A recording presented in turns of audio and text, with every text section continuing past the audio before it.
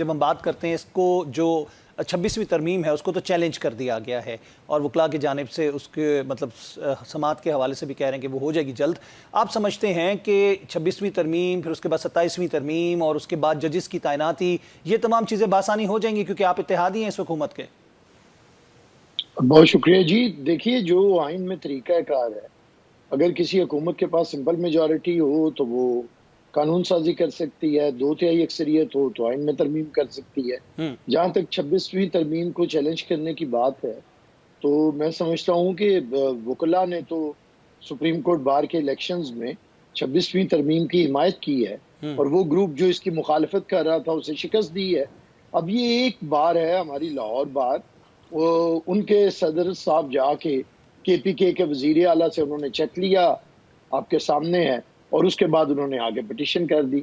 अगर हमारी बार्स ये पॉलिटिकल एजेंडे के लिए इस्तेमाल होंगी या उन्हें करने की कोशिश की जाएगी तो फिर तो वो सबके सामने है, वगरना सुप्रीम कोर्ट में मामला आएगा तो सुप्रीम कोर्ट को देखना है। आपका ख्याल है कि वजीर आला KPK से उन्होंने चेक लिया और ये प्रूवन है और ये चीज आप कहते हैं कि मंजर आम पे आ चुकी है क्या?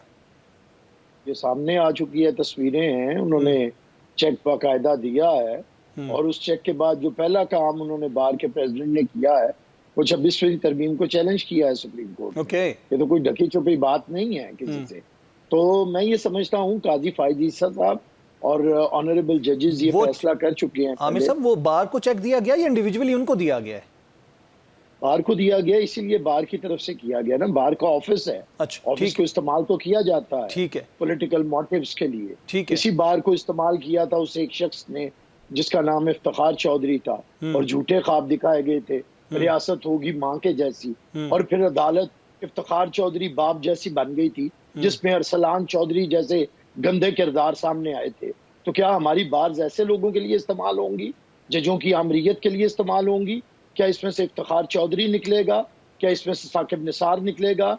क्या इसमें से बंदियाल और खोसा निकलेंगे? क्या ये हमारी बार है? हम जस्टिस कयूम को भी नहीं भूल सकते। जस्टिस क्यूम भी बिल्कुल बद किरदार था और हुआ, उसके सामने आया, उसके भी आया। तो मैं तो ये कह रहा हूँ, ये एक तारीख है, कोई भी होगा। और आज उस जज को जिसके सबसे ज्यादा दलेर फैसले हैं काजी फायद ईसा के, भले वो धरना केस में उसका फैसला हो एस्टेब्लिशमेंट के खिलाफ, और उसी ने पाकिस्तान की अदलिया के मुंह से काला धब्बा धोया। शहीद भुट्टो का केस जो था जिसमें उनके साथ जुल्म हुआ, उन्हें फांसी दी गई। फिर काजी फायद ईसा का ही फैसला है कि पार्लियामेंट की बनाई गई तरमीम को जज कैसे उड़ा सकते, कानून साजी पार्लियामेंट का हक है। तो अब ये कुछ लोग हैं जिनका एजेंडा है कि पार्लियामेंट की सुप्रीमेसी को और पार्लियामेंट के इख्तियारात को चैलेंज करे। सिर्फ बुनियादी बात यह है कि सुप्रीम कोर्ट पार्लियामेंट के हक के कानून साजी को रोक नहीं सकती।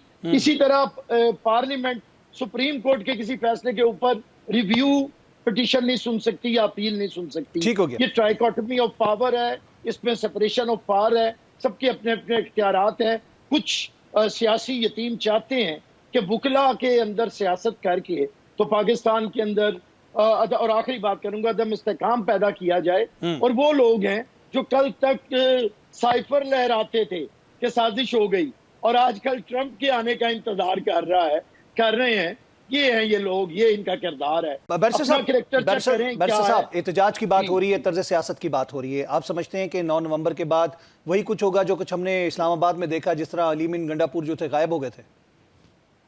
देखिए, वो तो आपको पता है, वो साफ कर रहे हैं, वो जो आते हैं प्रेशराइज करते हैं। चले, उनकी कामयाबी तो हो गई कि उन्होंने अपनी मादरे मिल्लत को बचा लिया, उसे ले गए निकाल के। तो डील है ये, आप समझते हैं डील है? अब वो बाबा जानी को, अब वो बाबा जान डील ही है और क्या। खुद उनके तर्जुमान ने कह दिया। किससे डील है? तर्जुमान जिससे भी है भाई, ये उसी से करते हैं। ये आज भी मुज़ाकरात उसी से करना चाहते हैं। ये बाप उसी को बनाते हैं। इनका बाप कौन था? इनका बाप बाजुआ था, इनका बाप फैज हमीद था, और आजकल ये फिर इन्होंने अप्लाई किया हुआ नए अब्बे के लिए। तो इनका वही बाप है ना। आप मेरे से सवाल क्या, आपको नहीं पता?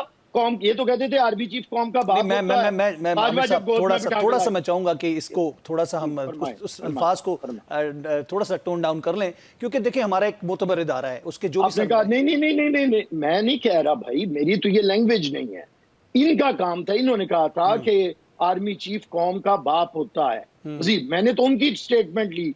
आपको मरियम साहबा ने भी बाप का बाप बोला था, मरियम साहबा की भी स्टेटमेंट मौजूद है, पब्लिकली उन्होंने कहा था बाप का बाप। ठीक है, जब एस्टेब्लिशमेंट दखल अंदाज, देखिए पीपल्स पार्टी का एक स्टांस है, हम गालियां बक के किसी को नहीं कहते, ना इदारों को, जनरल जिया जैसों को भी हमने गालियां नहीं बकी। हम 30 लाख के जलसे के साथ लाहौर कैंट से निकले, हमने किसी मेजर का किसी सिपाही का घर नहीं गिराया। गालियां नहीं होती। अच्छा ठीक है, आखिरी बात है, गालियां नहीं होती, जद्दोजहद होती है। अगर ये चाहते हैं कि एस्टेब्लिशमेंट का रोल खत्म करना है तो सियासी कुव्वतों से बात करें,